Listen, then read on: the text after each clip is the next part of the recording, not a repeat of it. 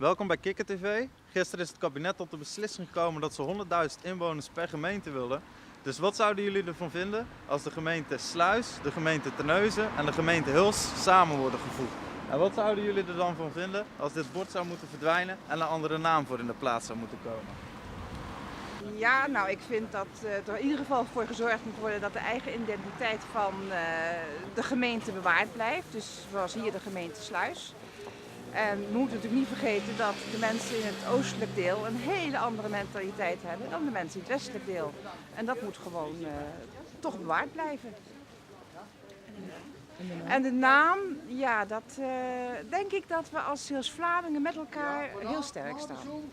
Ik denk dat het beter is dat de gemeente Terneuzen heet, want dan kunnen ze ook makkelijker samenwerken dan gewoon alleen apart doen. Ik vind dat dan makkelijker en zo. Eigenlijk moet gemeente Terneuzen heten, omdat het gewoon de beste, gewoon de chillste stad is van heel Zeeland. Oké, van heel Zeeuws-Vlaanderen. Toppie, vind ik. Eén vinger in de lucht, één vuist in de lucht. Het christendom of de islam, de bijbel of de Koran, islamiet, aleviet, katholiek of Mohammedaan. De pastoor of praten met de imam. Ik wil eten tijdens kerstma, vasten tijdens Ramadan.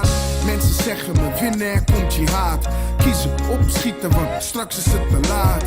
Ik zeg ze G, ik ben niet echt met die haat. Hij is één met iedereen, dat is wat ik leerde op de straat. En wat ik praat is wat iedereen verstaat. Muziek is nu wat ik deel, die taal is universeel. Hoi, ik ben Danny en ik vind dat de gemeente het best Sluis moet heten. Maar ik weet niet wat het verschil gaat worden van dat de gemeenten samen gaan komen. Ik ben het al mee eens met dat besluit, met dat voorstel. En een nieuwe naam, ja, volgens mij was er al een naam geopperd op Zeeland, Omroep Zeeland. En volgens mij was dat iets in de trend van Zeeuws-Vlaanderen, gemeente Zeeuws-Vlaanderen. Dus ik vind dat een prima naam, dus ik ben het er mee eens.